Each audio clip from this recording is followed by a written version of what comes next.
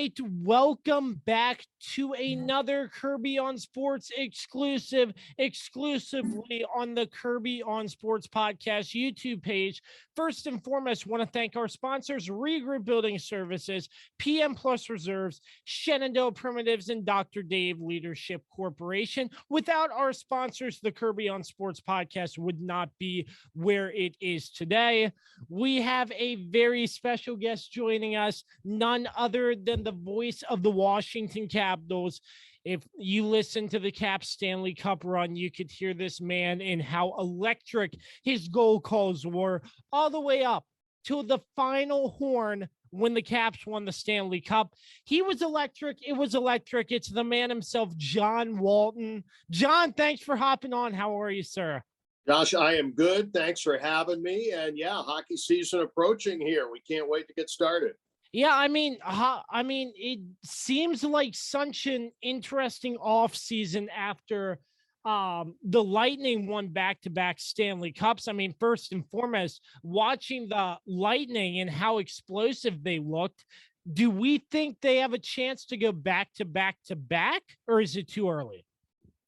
Well, I think we found out when the Caps were on their run in 2018 that for Pittsburgh to try and do the three-peat is very difficult because, one, you have a lot of roster defections, and the Lightning have had a few. Two, you've played a lot of hockey in a very short amount of time. And for Tampa Bay, they may not have had to play as many games in the regular season, but they also had to win the Cup twice inside of 12 months. In fact, well less than 12 months. So I think that it is daunting for them, but they are still one of the best teams in the East for sure. I think you've got a lot of teams in the Eastern Conference that are coming quickly for Washington, for Pittsburgh, for Tampa Bay, for Boston. I think, the teams that have been very good here over the course of the last, let's call it 10 years, there's a new guard coming. And that's in the salary cap era. I think what kind of makes it exciting from just a general hockey perspective is that your team, if they do it right, you can be in contention relatively quickly, and there's only so much that the teams on top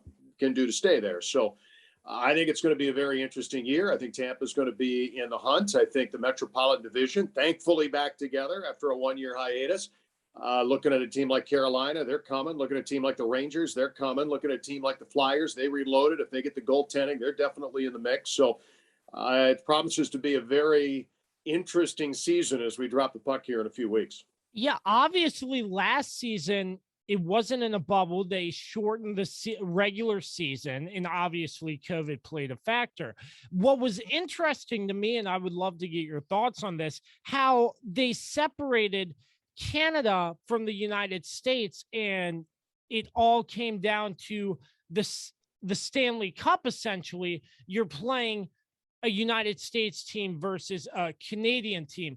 What was that like seeing that? Because I thought it was very weird, because looking at game planning, you're not playing a team in Canada the entire regular season. And then you drop in and you're facing a team from Canada in the Stanley Cup. Yeah, and Montreal, or a Canadian team, knew they were going to get to the round three when the whole thing started, but I don't know that anybody thought that they were going to get out of round three, especially given the fact it was dicey. Montreal was even going to make the playoffs. So it was a good story. It didn't end the way that the Canadiens fans wanted it to, but it was a strange season to have a Canadian division, to have Connor McDavid, who, strangely enough, I think he's only been to Capital One Arena twice, maybe three times. There was an injury year. Then you'd had the bubble year, and then you had the didn't play Canada year. So maybe the biggest offensive style player in the game we've barely seen in Washington, and hopefully that changes. Hopefully this year, hopefully he's healthy, and when Edmonton comes in, but it is nice to have the Canadian teams back against the U.S. Obviously, circumstances and what we knew as reality over the course of the last couple of years has been turned on its ear. So it'll be nice, even if we're not totally back to normal with all this Delta variant business. At least it'll be a whole lot closer than we were on the morning of March 10th, 2020, when the world pretty much changed for us. Yeah, absolutely. So, I want to get your thoughts also, John, during last season and maybe the season before in the bubble. I asked pretty much everybody this as a hockey broadcaster on the radio. It's, I feel like hockey, I could be wrong though, because I just love the art of play by play and radio and stuff. So I could be wrong, but I feel like hockey is one of the most complex sports to call. And for you not to be able to travel due to COVID in watching games on monitors and calling games, how did that differ from a normal season traveling with the team? What was that like? What were the challenges? Well, there are many. And at the time we're chatting here, I'm not sure what the new season brings, but we've become pretty good at it, I guess. We've had to over the course of the last 2 years. We've done it more than 70 times. And even when we were at home, we were in a different broadcast position at Capital One Arena. We were lower, which had its positives and negatives, quite frankly. But being back in a booth, being back to normal would be terrific. The challenges off the monitor for hockey are that, and with any sport, and honestly, I've had this conversation with Dave Jagler with the Nationals, who's been home now for the past 2 seasons, and it's, I think, more difficult for baseball than it is for hockey because there's just so much real estate to cover.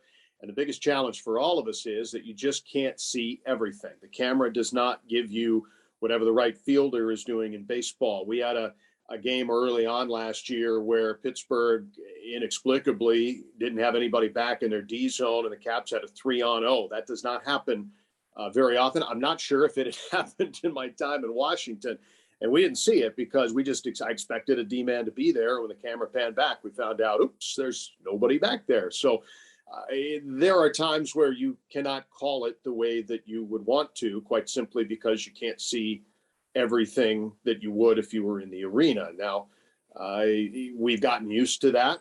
We've been able to make that work.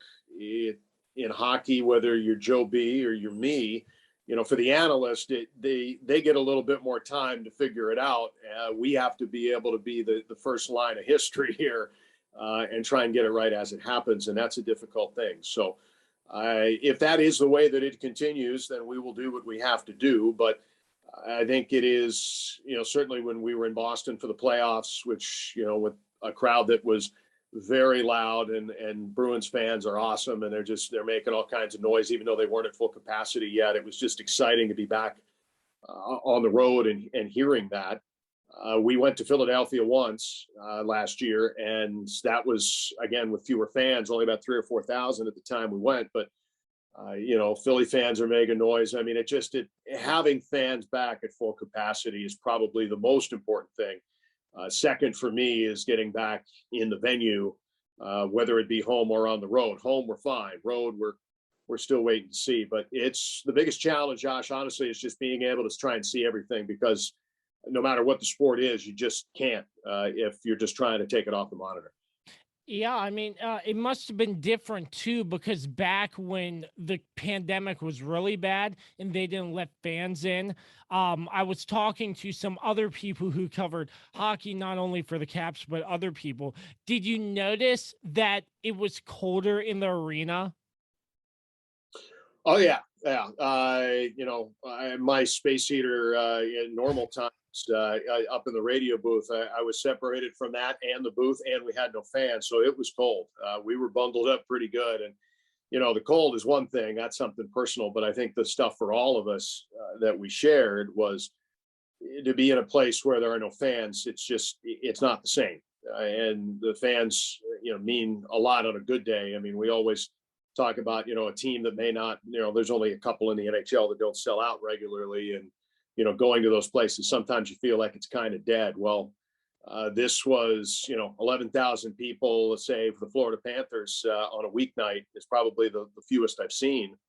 And this was not even close to that. This, of course, was zero. And when there's supposed to be reactions to goals and reactions to big hits and fights, and none of that was happening. So it was not the same. It was surreal. And I hope that, now that we've got, even if it's with masks, and maybe that muffles things a little bit, I'll take it. Just getting people in the building, getting fans back for the business, for the artistry of the game, for all of it, the energy, whether you're Alex Ovechkin or you're one of the broadcasters in the building, or all of us. I mean, I think we all feel the same. It's better when you've got more energy in the building, and it was nice to have it back at the end of the year. Did you notice when there were no fans in the stands that you could hear what the players were saying? Could you like hear what was going on? Because I know it must have been very quiet without those fans, and like some of the stuff I heard, one, I forget who it was, but one person said somebody just dropped the F-bomb or something like that. Could you hear stuff like that? Yeah. Oh, yeah. Not as much for me, I think, as can my analyst or maybe Craig on TV, because when we're talking, we're not necessarily listening for context of what's going on in the ice. We're busy, flapping our gums and trying to make noise. But yeah, could we hear it? Sure. And when I wasn't talking, I could hear it more. And sometimes if a little scrape would get going there, you'd probably hear something. One of the things I was, I don't want to say concerned about, but at least kind of gave me pause to think about was they can hear me too. So I was down in the 200 level and only about 20 rows off the ice in a building with no fans, and I'm pretty loud anyway. So, if there was a play, a turnover that the Caps made, and I'm talking about it or commenting on it, they can probably hear that. I didn't actually get a chance to ask anyone that, but it certainly crossed my mind, and it didn't change my call, but it did make me wonder for the first time, they may be hearing stuff in real time. Like if you were in the penalty box, it was maybe 200 feet away. So if Tom Wilson was sitting in there, no doubt he could hear us calling the game. Unique on a number of levels, and some in ways that maybe people didn't think about.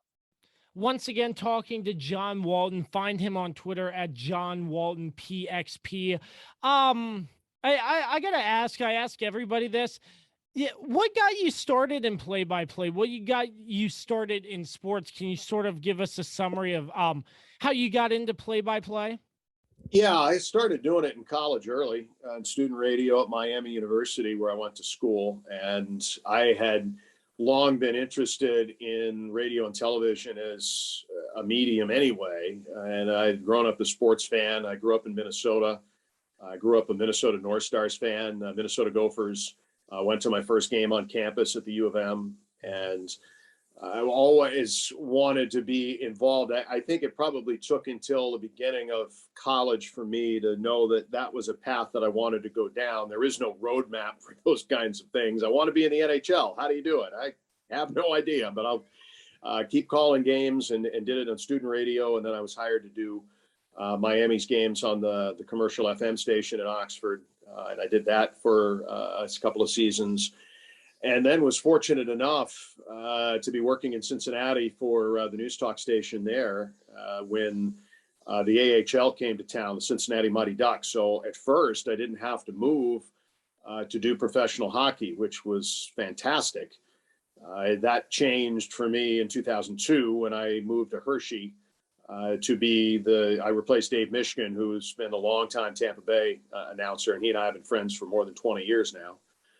But we knew each other from the AHL. He had recommended me for the job, and then I was on the move, and I went from, a mid-range market in Cincinnati to a very small market in Hershey, to be sure. Even Harrisburg pales in comparison in size to Cincinnati, but Hershey was a place where they take hockey a lot more seriously. So I got a chance to continue to do 80 games a year, refine how you call things. The word economy in hockey is very important. You were talking about trying to call it off a monitor before. Everything that we try and do is, a lot of times we may not have time for 8 words, so we better try to find a way to say it in 3. And, I think during my time in Hershey, especially, somewhat in Cincinnati, but I think in Hershey, I went from someone who was doing this in the minor leagues to someone who was a legitimate candidate to be a guy in the National Hockey League, and getting to know everyone in Washington with the affiliation that we had with them paved the door for me to come to DC in 2011, and I've been here ever since. So DC, I mean, it's a wonderful hockey town. I mean, ever since they won the Stanley Cup, even before. And most recently, Alex Ovechkin just signed his 5-year, $47.5 million contract.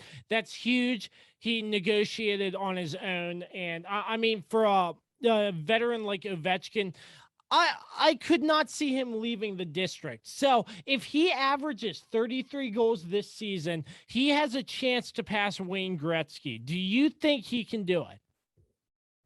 Well, he can do it. It is a tall task, and I think Yeah, absolutely. when anybody asks that question, and doing the math is one thing, but once you get beyond 35 to continue to score goals at the rate that he needs to is extremely difficult. Wayne Gretzky himself could not do it. His production primarily came when he was in his 20s, early 30s, and 9 goals his final season before he retired. So it is difficult. But having said that, 5 years, obviously, it's something that he wants to do.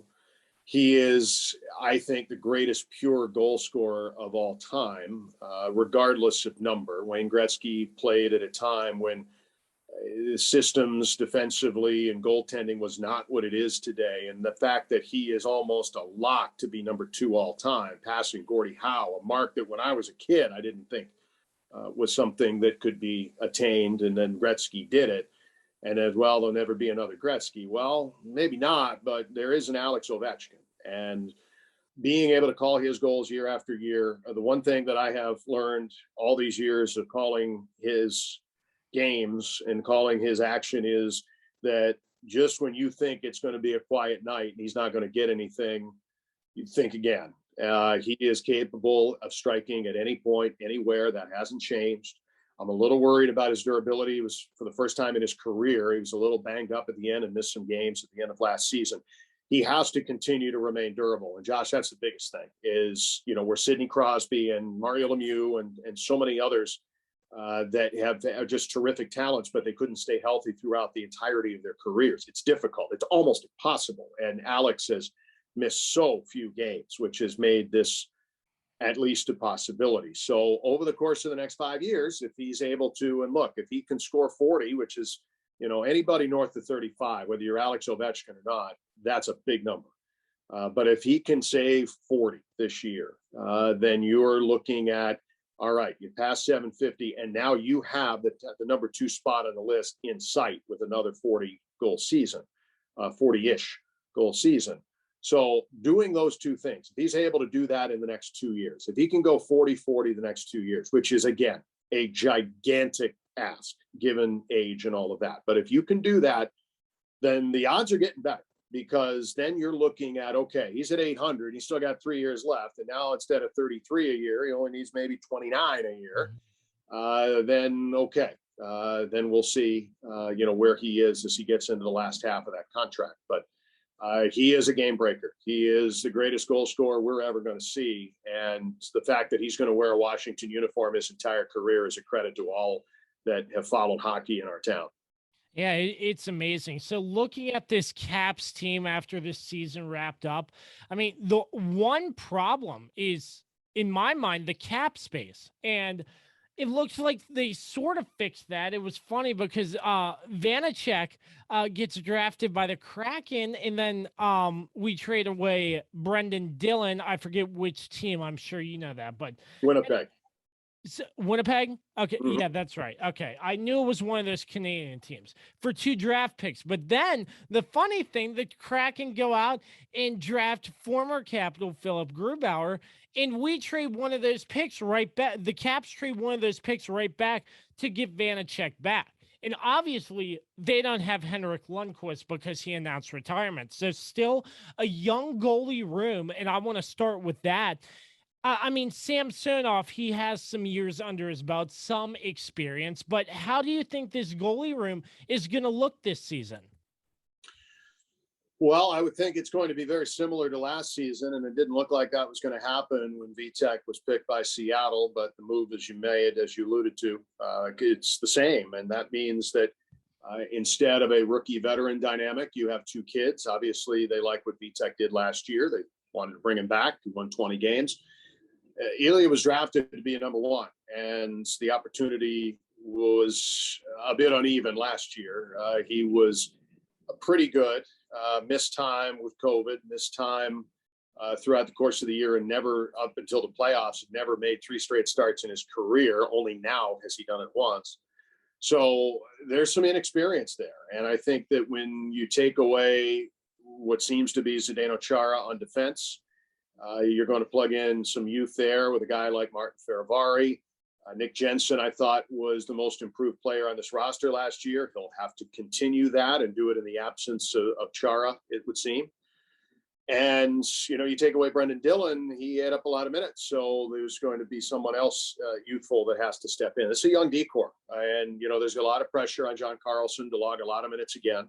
I thought Dmitry Orlov had a nice season last year. He'll have to do that again. So I think that this team's fate and fortunes, I don't think there's going to be too much worry about this team scoring goals. I think they will, between Oshie, Backstrom, I think Anthony Mantha hopefully has something more to give. He started out great. He was really quiet for this team, even into the playoffs. And, they gave up a lot for him. He's got just a big frame and an unbelievable shot. And, he has all the tools, and you can see it.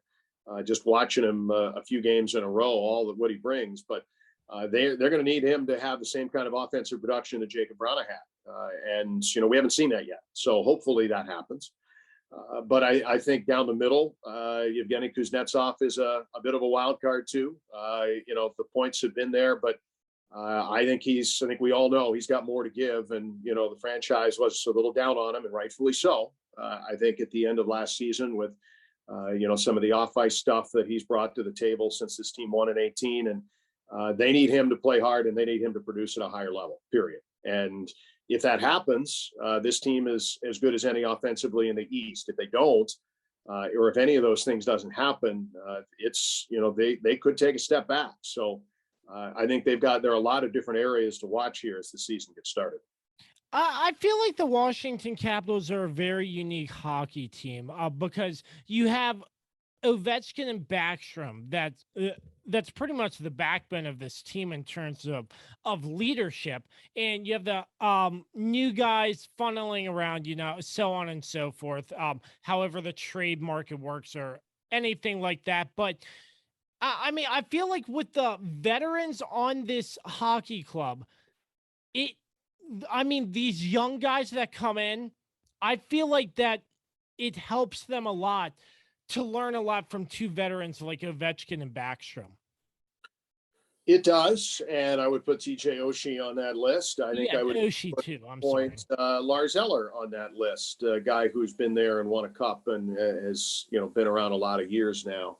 But this team, to your point, I suppose, needed to get younger. They were the oldest team in the league last year in a young man's sport, and a league that has only gotten faster in these last 5 to 10 years.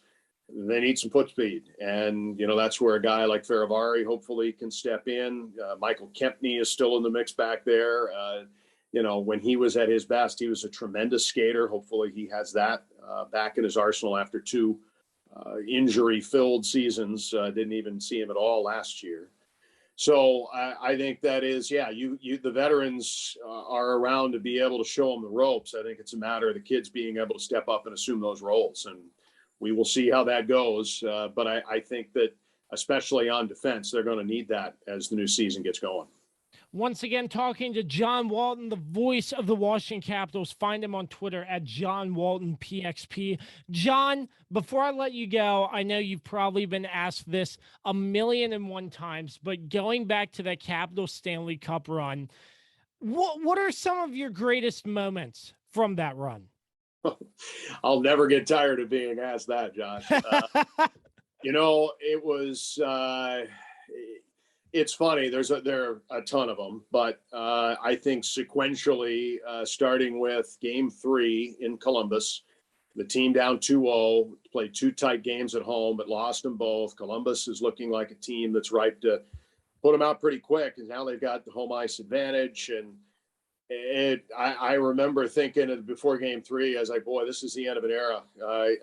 There were going to be changes, and maybe big ones, if this team flamed out in the first round after getting knocked out by Pittsburgh, after getting knocked out by the Rangers, several times by the Rangers.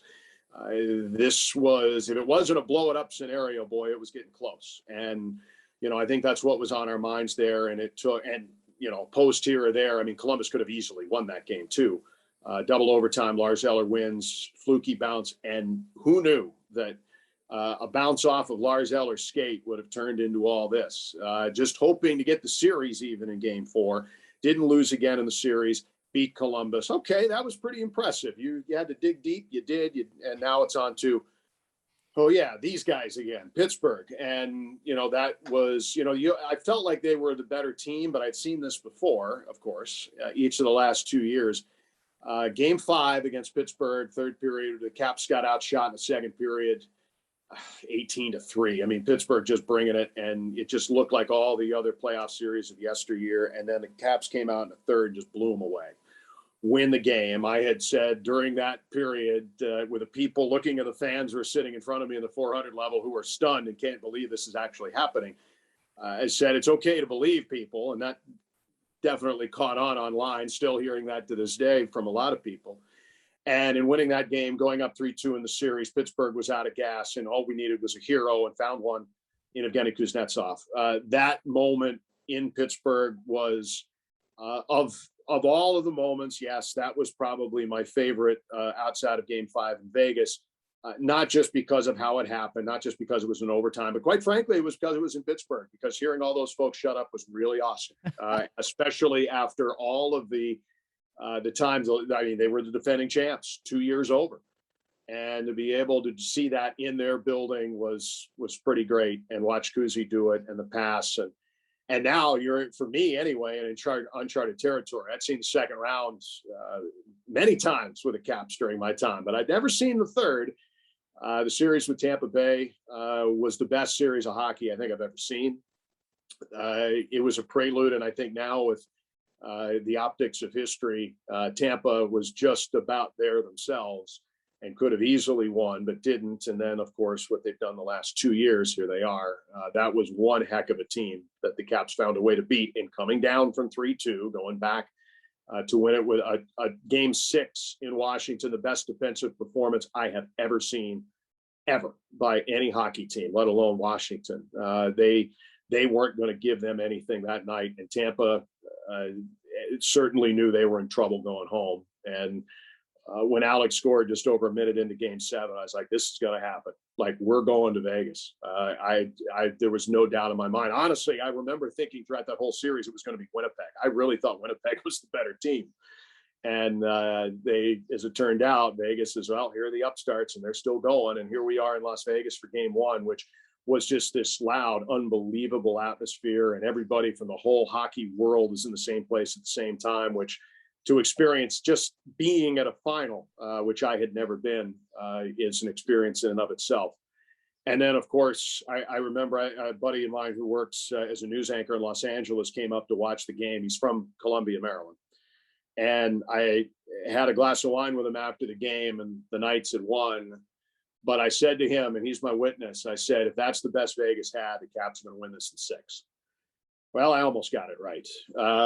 Never lost again. Won Game 2, came home. Game 3 was, I mean, just being in our building, in our home for the Stanley Cup final was one of the coolest things ever. And to win Game 4 the way they did, just blow them away early, and knowing when you're getting on the plane going back to Nevada, you're up 3-1. It was a 2-month period that I can't ever see topping, because even if the Caps win 3 more cups on my watch, the first one was incredible, and especially for a team that just couldn't get over the hump for 43 years. To be able to be there for the first one, watch it happen, the outpouring of celebration in the room, the cup sitting, literally the keeper of the cup sitting in my seat. I had to move one back on our plane. I said to Phil Pritchard, that's okay. I'll sit back here. You can come on this flight anytime.